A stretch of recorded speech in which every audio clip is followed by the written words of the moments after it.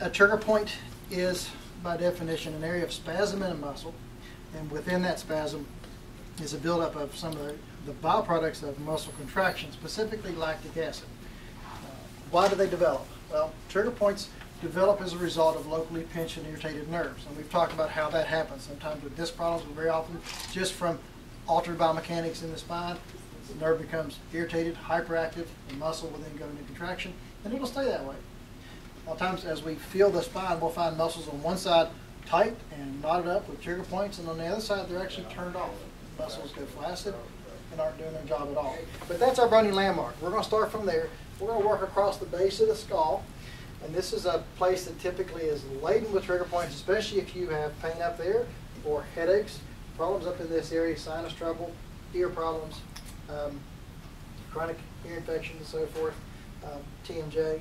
All those will manifest because of nerve supply back to the upper cervical spine. That's where we're going to find the knots or the trigger points typically. So, coming across the base of the skull where all those muscles from the neck insert into the back of the head. There's a bunch of little muscles in there that help hold your head up, help you turn your head, and those are typically very tight. And what you're going to ask your partner is that sore if you feel something. I'm going to stop for a second and explain the treatment of pressure point therapy before we move on looking for more. What you're going to do when you find one of those knots is you're going to hold constant pressure with a finger or with a thumb. Okay? And you're going to need to hold that pressure for anywhere from 5, maybe as long as 45 or 60 seconds. Most of the time about 10 seconds will do it. Okay? And the question you ask your partner is, has it lessened? Yes. Okay?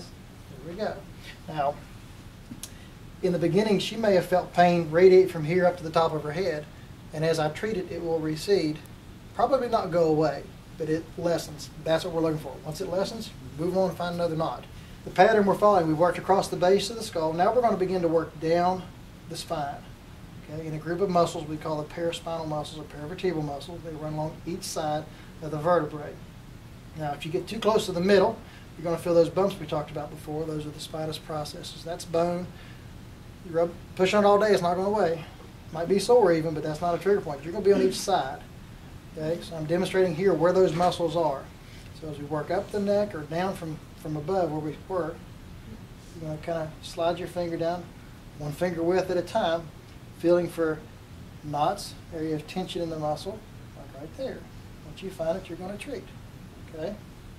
Now, as we move into the lower neck, this is where the nerves come from that go into your arms. So anybody that has nerve problems, just like in the low back going down the leg, in the neck, they'll go down the arm. Pain, numbness, tingling in the arms. Okay? This is where you're going to want to look, right at the lower neck.